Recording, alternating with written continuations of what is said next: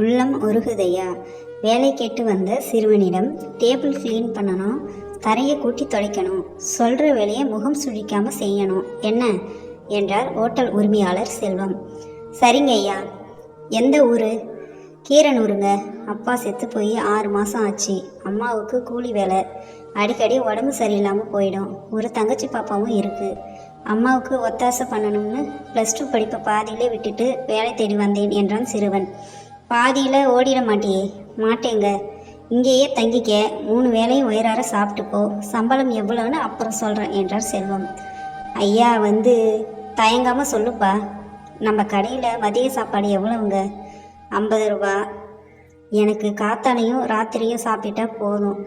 என் மதிய சாப்பாட்டுக்கான 50 ரூபாயை மாத சம்பளத்தோடு சேர்த்து நீங்களே என் அம்மாவுக்கு அனுப்பிடுங்க ஐயா. மனம் நெகிழ்ந்தார் செல்வன். ரொம்ப பாசம் உள்ள பிள்ளையா இருக்கே, மதியம் பட்னி கிடக்க வேண்டாம், சாப்பிட்டுக்கோ. நான் உனக்கு தரப்போகிற சம்பளத்தோட கண்டிப்பாக 50 ரூபா சேர்த்து அனுப்பிடுறேன். ரொம்ப பசியோடு இருப்ப, போய் சாப்பிடு என்று பரிவுடன் அவன் முதுகில் தட்டி கொடுத்தார் செல்வம்.